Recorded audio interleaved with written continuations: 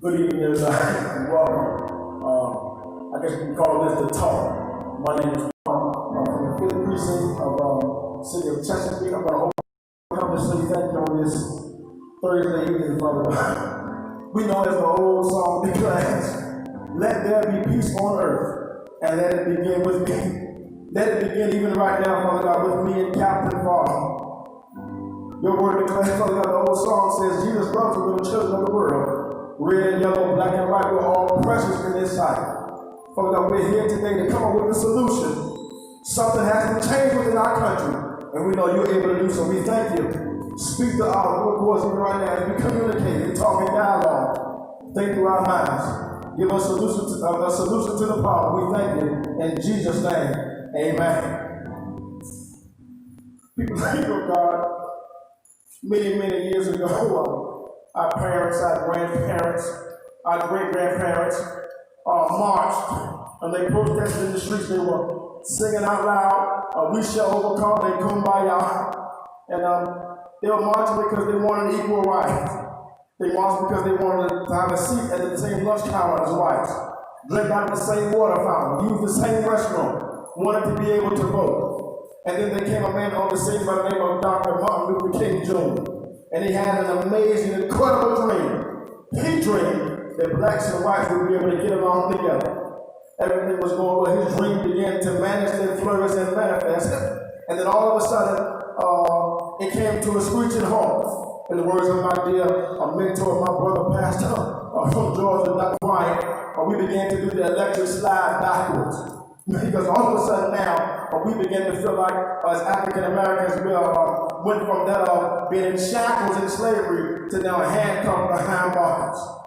I thank God that we're in a land that's supposed to be the land of the free and the home of the brave. And tonight, we're here with Captain Farmer from Chesapeake to try to change this thing, make a way so that everyone can stand together and say, we are the United States of America. It's my brother. I don't see white here, I don't see black. We see one race under one color, under one roof. That's Cromwell said. My name is Alan Farmer. I've been a resident of Chesapeake my whole life. I actually grew up here in Deep Creek, graduated from Deep Creek High School in 1997. I've been on the police department now for this will be my 20th year, and I'm currently assigned as the commanding officer of the 5th Precinct in Greenbrier. Those here present, would you give Captain Farmer a round of applause? Thank you so much. Come on, y'all make it clear. Who want us? Who's going to be great? I recently reached out to Captain just days ago. I sent him a list of questions. The most popular question asked about that African Americans, and we began to dialogue and go back and forth. And he had some answers for us on this evening. The questions that I sent him just on Tuesday, Wednesday, one of those days, 2 days ago.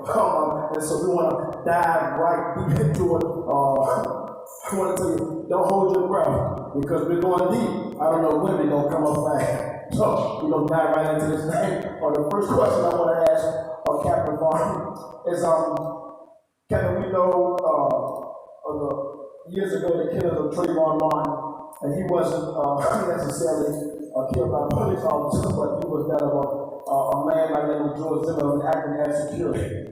Trayvon Martin, Tamir Rice, Freddie Gray, Eric Garner, the most recent one was George Floyd, and hundreds of others. Here's one that no one seems to be talking about, and it's the killing of 21-year-old Sean Reed.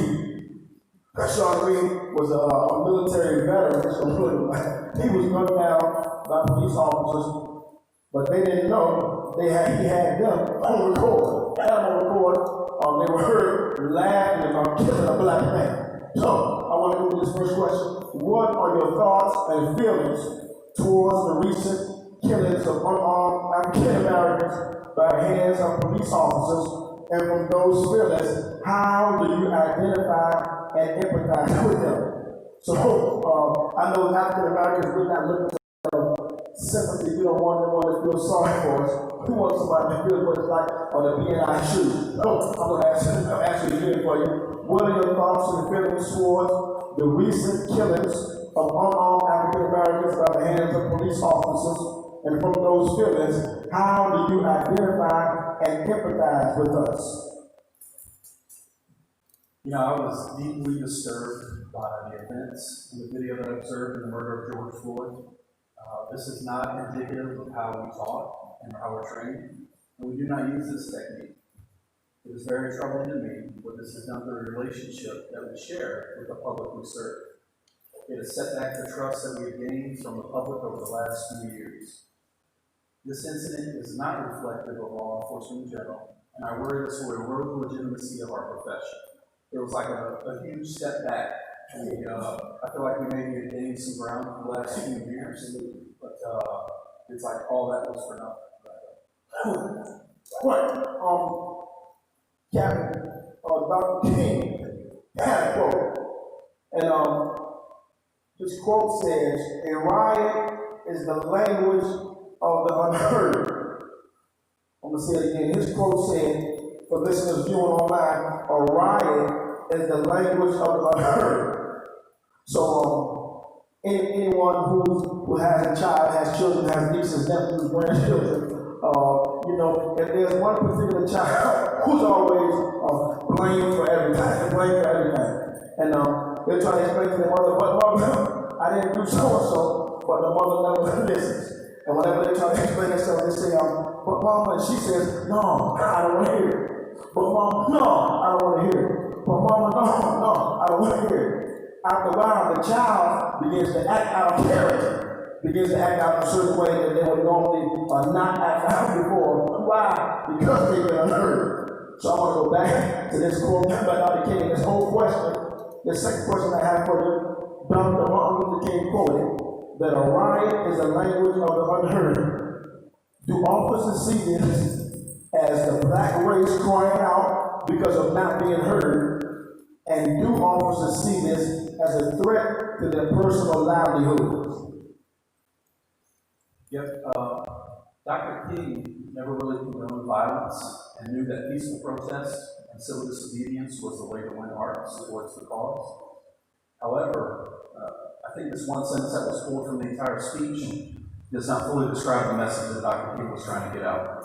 The beginning of the speech started off with Dr. King condemning riots and stating that riots were socially destructive, self-defeating. He felt that the violence would only create more social problems, and nonviolence is the most potent weapon available. Towards the end of the speech, he identified what he felt was the cause for riots. I have to say, I agree with him. Dr. King felt that America has failed to hear the voices of the African Americans and have ignored the promises of freedom and social justice. He mentioned the large portion of the white society was more concerned about tranquility and status quo instead of equality and humanity. These movements need leadership from all walks of life. We need to address the long-term racism that's occurred for decades. Once again, officers are worried that once our legitimacy erodes, our profession erodes with it. So I do feel that the reason that the protests are going on now is because the protesters feel like, we've done this and we've done this and we've done this, and there seems to be no change. But I don't know if it's necessarily the right answer. We can see, and I said us because I am African American, taking on that more of a lately Malcolm X way of doing things rather than Dr. King way of doing things. Malcolm X had a quote, and somehow, I don't really quote directly, but in so many words, he stated something around the meaning of if you want something, you have to go and take it, even if you have to take it by force. And then if you have to commit a crime or kill an individual or to have what you believe is right for yours. So this is going right next to what I want to say next. I read a book, people view it online, talks about water doesn't boil until it's just right there on the tipping point. And so I believe, as you said before, we've been doing this over and over and nothing has begun to change. And I believe that African Americans and blacks, we have in fact been at 211 degrees for a long time. And then with this recent killing of George Floyd, that's when we reach the boiling point and begin to tip over. And it goes back to that when years ago, a young man by the name of Emmett Till, and he was visiting on vacation for the summer from the north to the south, and a white woman said that he whistled at her, and we all know the story of Emmett Till. We know that he in fact was beaten and killed, sent back home. And there were no arrest made. And then years later, the woman came clear and said, I told her free and I fabricated. He did not whistle at me. So, with that being said, it has been suggested that having a riot is not the way to protest. So, what should a protest look like? And after the answer, I want you to go through this question, if you will. What's the protest in America after the protest?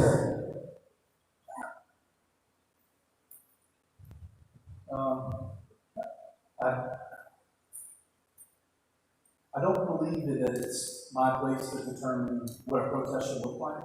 Certainly, people have the right to protest and express themselves in their own way. I would say that the violence is not the answer. Videos of looting, officers being assaulted, and small businesses being burned distract from the genuine and justified concern of so many communities that feel unrepresented and disenfranchised. We just discussed Dr. King's philosophy, and it was very effective while insisting on peaceful protests, marches, and boycotts to continue to get society's attention.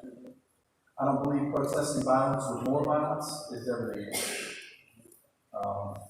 It just, this whole last week, I get off of work, I go home, I turn on the news, and that's all you see on every channel is stores being burned, people being hurt, and it hurts for me because the law that's out there is there to protect our own citizens, to protect. It's mind-boggling that it's still going on. So this leads me to this statement that and I believe we can all agree, as you said before, because riots have begun, but because African Americans continue to die and nothing has changed. So we feel as if our backs are up against the wall, and there's nothing else that we can do about it. And so I want to go to this. I know you said it's not your place to say when a protest or how one should protest. But if a riot isn't the answer, what do you think would be the answer? What is and what can be done to change the relationship between the police and the people they are sworn to serve and to protect? Yeah, that's a tough one. Because I don't think the riots are working, but there's got to be some solution. I don't know if I necessarily have that solution, but I think part of that solution starts right now, like what we're doing here, meeting with each other, and everybody's watching at home. And I don't know how often discussions like this occur, but I think it's definitely a step in the right direction.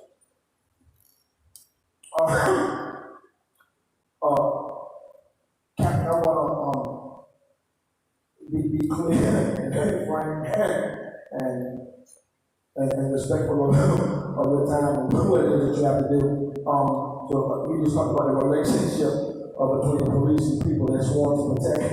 How do you believe that we restore the trust between police officers and blacks? Because there was a quote that if the looting continues and shooting will continue. And we know. So our grandmother's march would put a generation that if you shoot, we're going to shoot back. And that's the kind of culture. How we restore the trust between police officers and blacks. So some of what we've done over the last few years was the officers attend the civic leagues in the precincts and throughout the city, and such as the faith-based group that you and I are a member of together. And really being tied in with the community and going to these civic league meetings, hearing the problems that the presidents are having and the citizens in that neighborhood are having, and be able to help solve those problems with them. I think is another thing to keep us going in the right direction. I think that's what's kind of built up some of that trust over these last few years. So, we'll come back to that, trust and our last question. Just the other day, not the other day, maybe a few months ago, I was in, I believe it was Target. I was in Target going to get a new comforter for my bed. And I'm standing in line and I'm hearing a mother argue with her son about going to a party.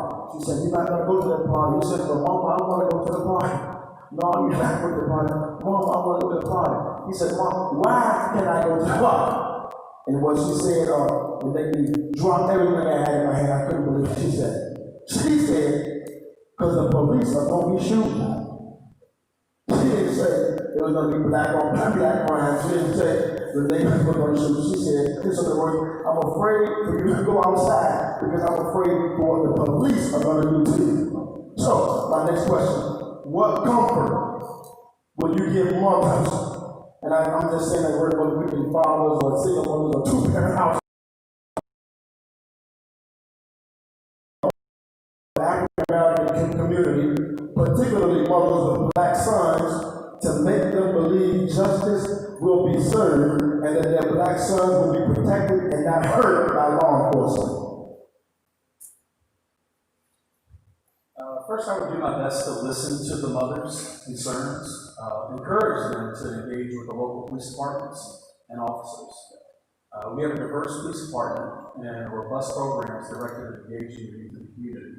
It's unfortunate, but when we have incidents like this and they're not occurring, we have a hard time recruiting black youth into our programs. We're always trying to be better and engage in and hiring from minority communities. We are part of the community, and we understand that we must be representative of the community. Your participation in the Faith-Based Advisory Group is just one such example of that. Through that, we've developed a great relationship that's led to today's conversation, and I really thank you for that. Secondly, I would try to convey to mothers that the police are there to protect their sons. As tragic as Mr. Floyd's death is, there's hundreds of thousands of law enforcement officers. It's kind of hard for me as a white father that I have 3 sons, and we do have conversations, and I'm sure the conversations are a little differently, but like my last one, he just got his driver's license, he's ready to drive on his own. So I told him, he's like, "Dad, what do I do if I get stopped?" So we have the same conversation, and I've explained to him like I would anybody else, but it's hard for me to relate to a black mother with black kids and that same conversation I had. And I saw that the other day on one of the news channels. There was a mother standing there with her kids behind her, and she essentially said that you can't trust the police. And that hurt so much because we feel like we're the people that if somebody needs something, they come to us. But I don't think that's how it's perceived on the other side. So, yeah. And I must say there are millions of great police officers as yourself. And it's sad that one man out can ruin everything. If there was an incident where because we see this all the time, if there was an incident where someone has a mental illness, I saw, I think it was a Facebook video, someone had a mental illness or the police force did not know how to handle it, and they gunned the young man down, not knowing that he had a mental illness, a mental disability. So, given the situation that you are confronted with a situation that someone has a mental illness, what is the correct protocol, and how do we handle it, and how should pretty much every officer handle this kind of situation? So our chief, Kelvin Wright, he is a very strong supporter of what we call CIT, which is Crisis Intervention Training. And we have about 120 or so officers in patrol operations that are trained. This is a 40-hour class, and they're taught everything to hearing voices, how to deal with people with mental illnesses. So when an officer responds to a scene and they see that there's somebody on scene that possibly has a mental illness, we always reach out and make sure that we have one of these CIT officers that are working. Since we have 120 patrol operations, we will have somebody working the streets, and no respond to assist with that call. So it's a great program. We do 2 sessions each year. We try to run 20 officers through it each time. But that's how we would handle that. We make sure it's the is that something that every police department is required to do by law across the nation, or is that just one of those things that you just, you know what I mean? Yep, I don't think that it's anything that's required by law. I know some jurisdictions around us, they put on that same school because we've sent officers to them, and they sent officers to us, so we've assisted with training. But as far as whether it's mandated by law, I'm not sure. So, here's the question I want to ask. Here's what I want to ask.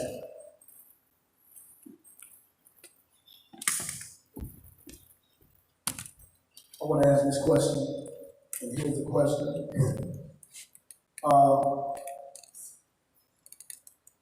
It's a deep question.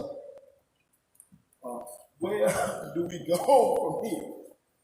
Where do we go from here? And do you think this will change anything in the judicial system?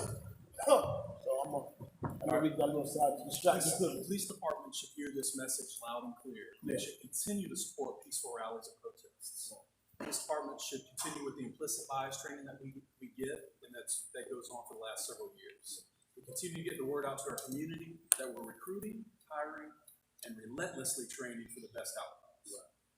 We should continue to look for ways to build upon the trust with especially our disadvantaged communities. Yes. And encourage officers to get wired in by taking ownership of their area responsibility or their beats. Right. Getting out on foot, doing a bike patrol, participating directly in special community events, continue regular attendance in civic league meetings. Orders towards change. We can't do it all, and we definitely can't do it alone. The judicial system, political opinion of my own, we need to encourage everybody to be well informed on societal issues and their policies. They need to vote for candidates that they feel will abolish and amend and create laws for those desired outcomes. Right. It is my hope that increased level of citizen engagement, engaging in local governments. Often our city council meetings across the country and locally are attended by just a few people. Right. Citizens should demand the highest standards for the police department. Right. Officers should be well-trained, well-equipped, and in good mental and physical condition. Under Chief Wright's leadership, the Chesapeake Police Department is a national crisis. That's probably been one of the best things going forward. So when we're accredited like this, there's an outside agency that comes in, reviews our policies and our practices to make sure that we're on point. That's probably one of the good things that we've got going for us. So now, go ahead. Okay, I want to get to the juicy stuff. I want to get to what's been going on recently. Prior, and I believe this is another reason for the uproars and the riots, because as you said before, we've been doing some of the same things and nothing's been changing. So prior to the killing of George Floyd, Ahmaud Arbery was hunted and killed by 2 white men on February 23rd, 2020. But even before then, he was in a park, and he was approached by a police officer sitting in the park. Now, I don't know the rules and guidelines and regulations and all that. We get into that in our next question as far as traffic stops. But he was in a park, and he got identified. He was free to go, but he was then hunted and killed. And I use the word hunted because they followed him and killed him by 2 white men on the 23rd of February. And these men were not charged until months later when the videos were leaked. Here's the amazing thing, and this leads us to believe they were not charged because they did it.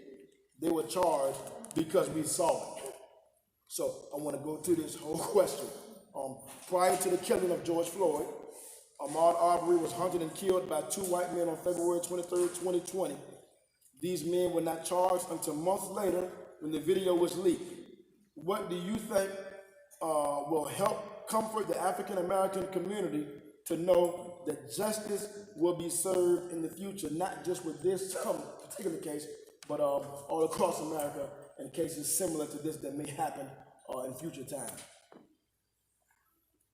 I'm aware of the Ahmaud Arbery case, but I can't really speak to it as to why it took so long for the charges to come forward for prosecution.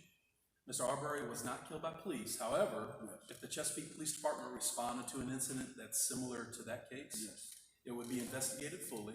The Commonwealth Attorney is involved in these findings. So when the initial police officers respond out to the scene, they do their investigation, but then they also reach out to our criminal investigation section, and detectives will come out. And the detectives will investigate that as well. The entire scene is documented, and then after, and even as they're going through the investigation, the Commonwealth Attorney is involved in it, and that decision is then made with the Commonwealth Attorney on charges. So I'm not too sure about the Ahmaud Arbery case and why it came forward, and those charges may have came forward, like you said, when it was seen on video. So that's probably what happened. And I would hate to think that that was something that was swept under the rug, and then somebody comes forward and then all of a sudden we got charged, because that's another thing that you kind of lose faith in the justice system when something like that happens. Yes, and I do believe, Captain, that is where we are people, as a people, stand now and losing. I'm gonna say the word trust, simply because time and time again, unarmed black men have, and I believe it may be close to our last question, but I believe this next question will help with explaining and identifying things. When I was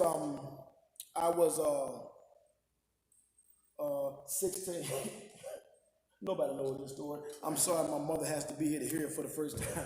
When I was 16, I was at a movie theater, had on a red t-shirt, and the movie is over, and two white police officers, they come, grab me, slam me against the wall, handcuff my hands behind my back, and say, I'm gonna teach you what it's like for messing with one eye. I'm 16, I'm 33 now. That was 17 years ago. And when that happened, 17 years ago, thank you. I need it, thank you. Just toss it to me.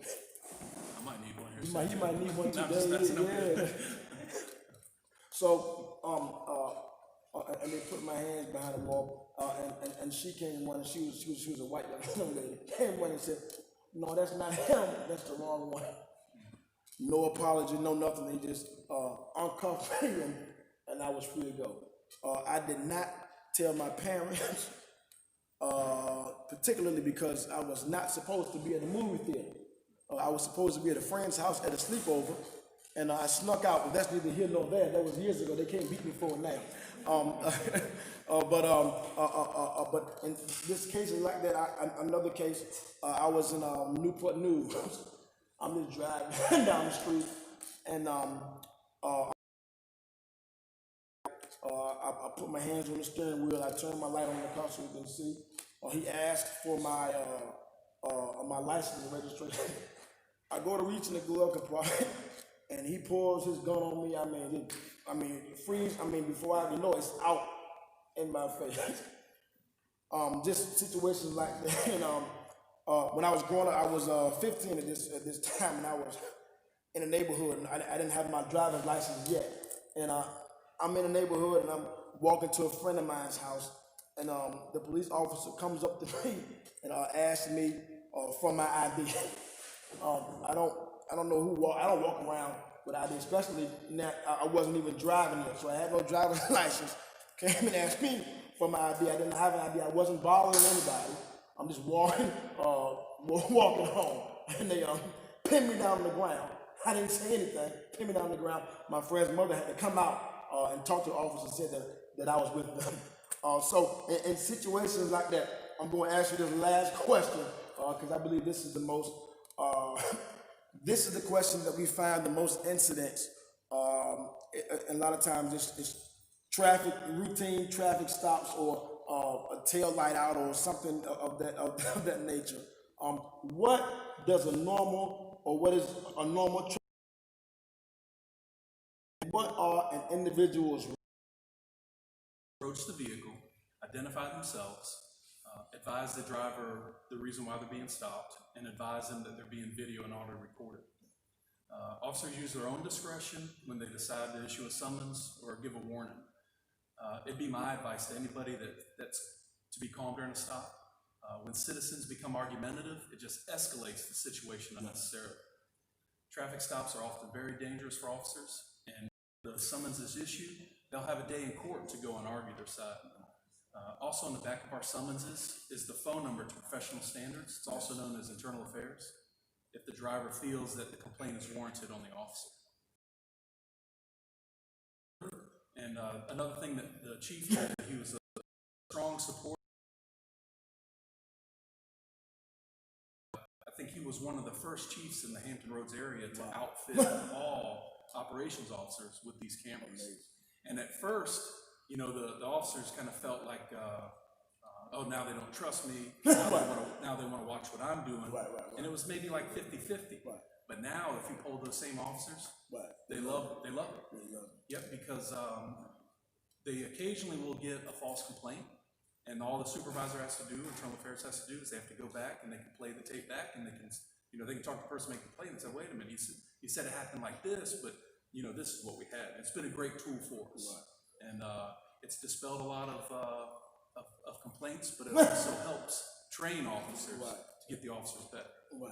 You said something that caught my mind. You said it escalates when they become argumentative. Could you just expound on that, or what argumentative really, just for the viewers, what argumentative really consists of? Yeah, so being on the side of the road, whether it's on 64 or one of these highways, it's dangerous. So the officer wants to minimize the amount of time that they're standing there on the side of the road, so they're eager to get back to the vehicle. And really, you know, arguing the facts of the stop on the side of the road isn't the right place to do that. It's just a dangerous spot. Not only is it dangerous for the driver of the vehicle, because if somebody comes up, rear ends the officer, and you see these videos all the time on TV, but it puts the officer in a dangerous spot. So their number one goal is to get up, identify the driver, address the infraction, whether they're going to issue a summons or not, and then send the driver on the way. So what would be argumentative in that of like, you're in the neighborhood and they pull over to a food line, you know what I mean? What fits the criteria of confrontation or no, when I say argumentative, it's just like, well, I wasn't, you know, let's say an officer stops somebody for speeding, and the officer comes up and say, hey, you're doing 55 in a 40, and the person's just dead set, and you know, they say, no, I wasn't doing 55, I was doing 45 miles an hour, and it's not really accomplishing anything by being argumentative. It's not, we're not going to get warned. So it's not really, when I say argumentative, it's not the driver of the vehicle really yelling at the officer. It's just they are negating the reason for the stop and whether the officer should have stopped. Yeah. Okay. If you can help me understand, and some of the viewers understand this, what do, because I want to make sure that we all know our rights when we're stopped. So if we're stopped by a police officer, they ask for, if we're driving, we know we have to give them our license. If we have other passengers in the car and the police officer asks for their driver's license, are they required by law to show their license? All right, so the officer has probable cause to stop the vehicle, and he's able to go and he is able to get the driver's license or the information for the driver of the vehicle. Now, let's say the officer's up at the vehicle and he notices maybe the front seat passenger doesn't have their seatbelt on either, which is, the officer can cite that person for that. So he can ask for their identifying information. And that would be a driver's license, be an identification card. But now sometimes the passenger in the front seat, they might not have any identification. So they can provide the information for the officer to first verify who they are. And if the officer decides to issue a summons, he'll be able to get enough information to write that summons and then and release them on that.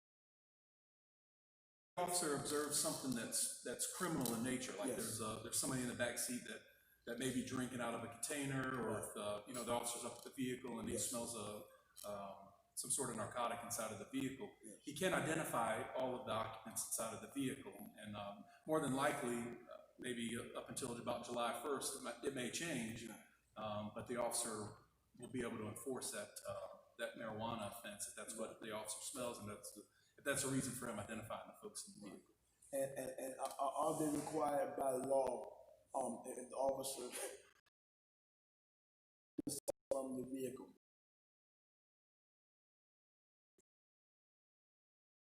Simply because I want to know what rights we do have and what rights we don't. And I think a lot of the tension or some of the things that have happened could have been handled in a different way. Had law enforcement and citizens both conduct themselves in the way that they are supposed to conduct themselves. Yeah. So, are they required, if asked, to step out of the car? So most of the time, an officer would ask somebody to step out of the car would be for the officer to be able to conduct a search of that vehicle, whatever the reason the officer has to search the vehicle. It would be unsafe for an officer to be searching through a vehicle while there's still a passenger inside of the vehicle. Okay. It's more of it's a safety to the officer to have the people step out of the vehicle so they continue with the search. But it is legal for them to ask them to step out of the vehicle. Okay. So if an officer asks to, can I search your car? Is it my right to say no? And if I say no, does the officer then have the right to demand me to leave my vehicle? All right, good question. And you hear this question a lot in some of the songs that are being played. Right. So an officer can encounter somebody and ask for a consensual search of the vehicle. Yeah. Now that's exactly what it is. It's consensual search. Right.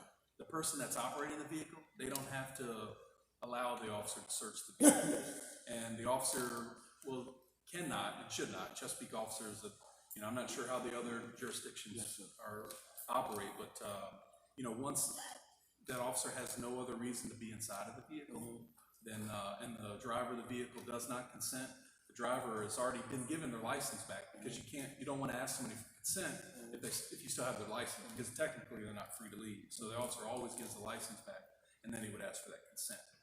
Now, some officers may ask for consent, even though they might have enough probable cause to get inside of the vehicle, but most of the time, if an officer has probable cause to get inside of the vehicle, they'll have everybody step out. Right. So I'm gonna ask one last question. I'll let you say whatever you need. If you were to pull me over, whether I had a tail light out, now I will say this, because I was stopped in a neighborhood one time, and nothing was wrong with my tail light.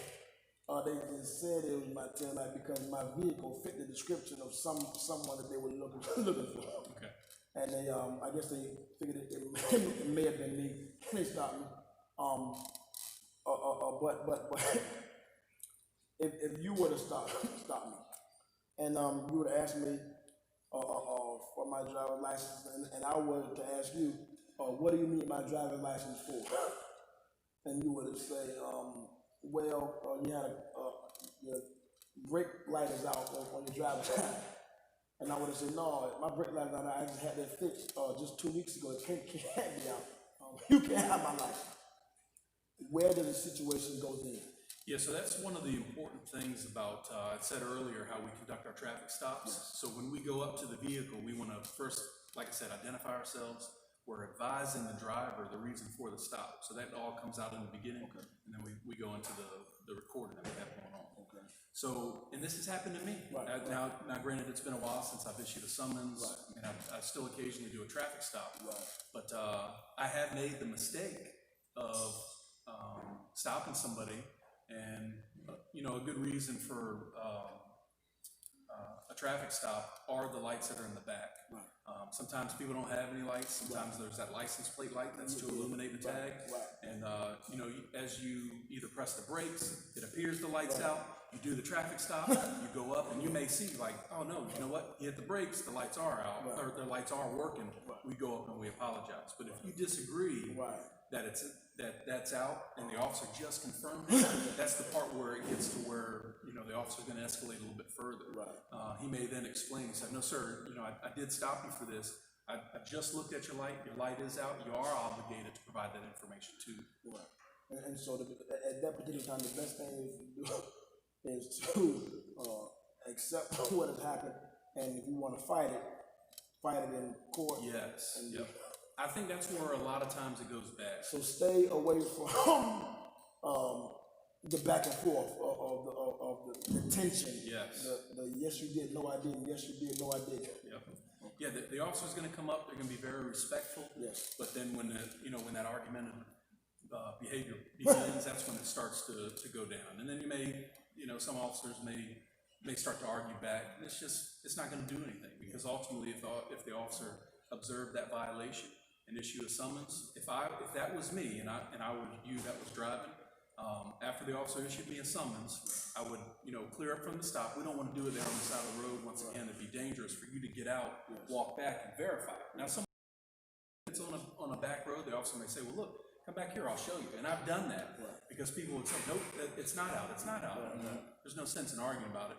I said, go look at it, and I'll hit the brakes. And I've done that. I've done it a lot of times. And I'm like, you know what? I'm sorry, you were right, but then we just go from there. Wonderful. Anything you want to add to our discussion? Hopefully this will be the first of many discussions between you and I. I believe we can march and we can protest and we can allow our voice to be heard. But I also believe that we need to continue to have sit-down discussions and be able to go heart to heart, and you can feel what it is that I feel, and I feel what it is that you feel. I think it's necessary that we, in fact, try to identify with one another and empathize with each other, because I may never understand what position that you hold, and likewise, you may never understand what position it is that I hold as an African American, a male, who that it appears to be that everything is out to see me fall. So I think it's necessary the way for change and trust is to in fact continue to converse, have dialogue, and stay connected to each other and to the community, so we can in fact make a change for the better together. Nope, I'd love to come back. Give me a little bit more than 2 days. Yeah, absolutely. And then a lot of the people that are viewing at home, I don't know if they saw the way you advertised this, but it kind of looked like it was a UFC fight. It was going to be between you and I. Yeah, you and I. Yeah. Head to head. But then it said African Americans versus the police, and I always hate to think that we're versus each other. So we got to work together Absolutely. to accomplish our goals. So. Wonderful. Yep. But now if there's folks that want to come out and actually see what we do, we have a ride-along program. Okay. So they can sit beside us, and they can go out and they can watch us. Protest coming up. Yep, we do. We have a protest tomorrow in Greenbrier. It's going to start at City Park, and I've been in contact with the organizers of that protest. We're going to keep it peaceful. We're going to do our best to keep it peaceful. We're going to let them put their message out. We're going to be there to support them, and we're actually going to be there to go with them. So we're hoping it works out great. People of God, there was a man by the name of Moses, and the children of God, children of Israel, were enslaved for that over 400 years. Moses had a speech impediment. He couldn't talk very well. But after the coronavirus, after the plague ended, they were able to cross over the Red Sea and walk into freedom. I came to tell my people, we're not going to let nobody turn us around. We're going to keep on walking, keep on talking, marching in the freedom land. I thank God for my dear brother and my dear friend, Captain Farnham. If you're here, can you give him one more round of applause? We love you. and also the entire time to make sure he doesn't jump over on me. He's been protecting me. But again, thank you all for viewing online. And I'll say, as I always say on Sunday, first let me say this, that this is not the last conversation. This is just the beginning of something great. Change will occur. They say it's been a long time coming, but change is going to come. I promise you, change is going to come. It may start here in Chesapeake, but I'm telling you, it's going to reach California, it's going to reach Atlanta, Georgia, it's going to reach Baltimore, Maryland, it's going to reach Maine, it's going to reach Florida. And we're going to start it right here in Chesapeake. Walk with God, he'll walk with you. Talk with God, he'll talk with you. Listen to God, he'll listen to you. Love God because he first loved you. Give God your hands so you can do his work. Give him. Now unto him who's absolutely able to do anything but fail. May God rest. May God rule. May God abide. May God make you sleepless until you answer your call. May God make you restless until you walk in your anointing. May God irritate you until you have enough sense to worship him. And may God bless you with so much that you have to start giving stuff away. I got to add one more. May God disrupt your sleep until you can learn how to come together. White man and black man and white man, Jew and Gentile, and say this is the United States of America. We're not going to let nobody turn us around. To God be the glory for the things he's done. Let God's face shine upon you as you continue to walk in victory. I love you. God loves you most. Peace, power, much love. Shalom.